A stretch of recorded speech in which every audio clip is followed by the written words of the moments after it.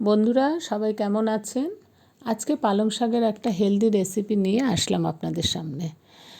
আমি বড়ি দিয়ে পালং শাকটা বানাবো। এই যে বড়িগুলো আমি ভেজে তুলে রাখলাম। এবার আমি ফোড়নে দিলাম তেজপাতা আর মেথি। এবার দেখুন সব সবজিগুলো আমি কেটে ধুয়ে রেখেছি। তার মধ্যে আলুটা ধুয়ে প্রথমে একটু নাড়াচাড়া করে নিলাম, একটু ভাজা ভাজা স্লাইড ভাজা ভাজা করলাম। করে এবার একে একে সব সবজিগুলো আমি দিয়ে দিলাম। এবার সব সবজিগুলো বেশি ভাজবেন না, একটু নাড়াচাড়া করলেই হয়ে যাবে। এবার নাড়াচাড়া করলে তারপরে ওর মধ্যে নুন আর হলুদ দিয়ে দিলাম। এবার পালং শাক কেটে ধুয়ে রেখেছিলাম সেটাকে দিয়ে দিলাম। ওপর থেকে আমি 4-5টা কাঁচা লঙ্কা দিলাম আর আদা গ্রেট করে রেখেছিলাম সেটা দিলাম।